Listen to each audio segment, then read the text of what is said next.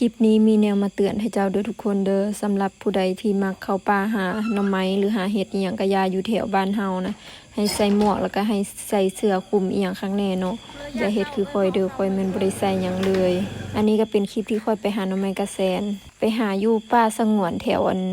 ทางกงโลนี่แหละแต่ว่าถ้าค่อยได้ย่างผ่านป่าสวนมันต้นกระเจ้าเนาะและสวนมันต้นกระเจ้าหากาฉีดยาฆ่าหญ้าไม่ไหม้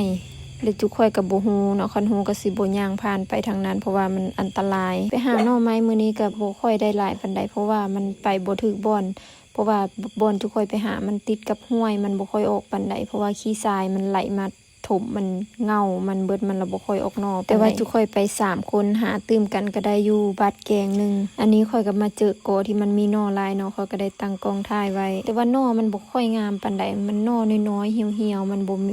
มีหน่องามคือแต่ก่อนแล้วเดี๋ยวนี้ป้าหน่อไม้เกษตรเริ่มจากอึดละเด้อเพราะว่าไปทางใดก็เจ้าก็บุกเบิกกันปลูกสวนมันต้นแล้วก็สวนยางพาราเบิดนะแถวนี้มันเริ่มที่จะบ่มีแล้วเบิ่งแม่ให้เจ้าเพื่อค่อยสิหาหน่อไม้ได้ก่อนึง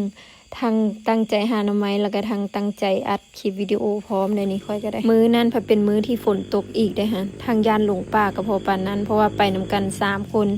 บุญละเอิญหากันแล้วยานหลงป่าเพราะว่าบ่อนที่ค่อยไปหานี่เป็นป่าสงวนมันเป็นป่าใหญ่สำหรับเขตนี้นะฮอดตอนนี้ก็ประมาณ10 โมงเช้าเนาะทุกคนก็ได้พากันมาซ่อมเบิ่งกับหา3คนตื้มกันก็ได้อยู่หม้อแกงใหญ่มื้อนี้ก็มีทั้งหน่อไม้กระแสนแล้วก็หน่อไม้แท้ตื้มกันแต่ว่าทุกคนสิแกงแต่หน่อไม้กระแสนมื้อนี้หน่อไม้แท้เอาไว้ถ้ากินมื้อใหม่บัดนี้ก็สิมาปอกหน่อไม้กระแสนเตรียมแกงง่ายเลยเนาะปอกหน่อไม้กระแสนนี้รู้สึกว่ามันปอกยากเด้อท่าเจ้าเพราะว่ากาบมันแข็งนะถ้าผู้ใดปอกบ่เป็นนี่มันอาจสิบาดมือได้เด้อเพราะว่ากาบมันแข็งแฮงเปลือกมันนะแข็งและในระหว่างที่ค่อยปอกหน่อไม้อยู่เนี่ยค่อยรู้สึกคันต้นโตผิดปกติเจ้าและในที่สุดสิ่งที่ค่อยบ่คาดคิดก็เกิดขึ้นกับค่อยท่าเจ้าเบิ่งไหมต้นโตค่อยเป็นหมื่นเป็นพื้นขึ้นเบิดแพ้สารเคมี